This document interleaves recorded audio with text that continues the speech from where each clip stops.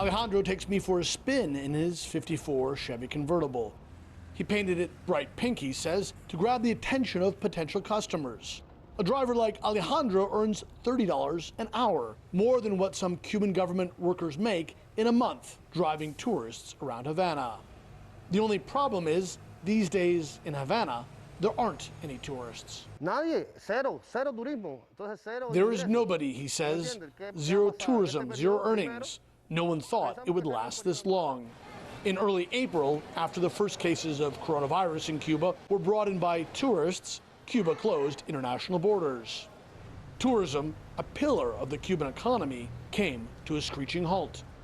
Once packed with visitors, 400-year-old plazas in Old Havana now sit empty. Brand new hotels built by the Cuban government are cordoned off. Drone video shot over Havana shows endless empty streets. By taking extreme measures like closing international borders, Cuba has managed to keep the number of confirmed coronavirus cases relatively low compared to much of the rest of the region.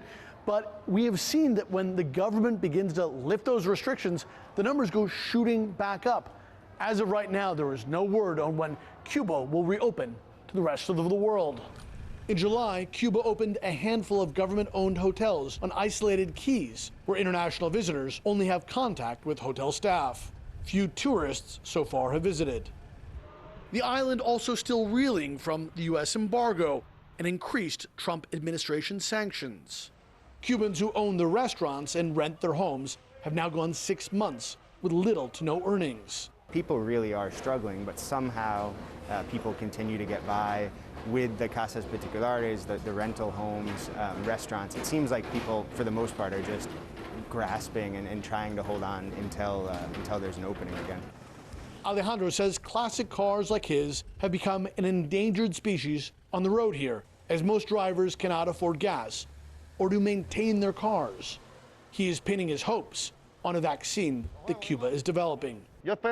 I'm hopeful our doctors finish the vaccine and vaccinate everyone, he says, and we can go to a new normal because things won't go back to normal.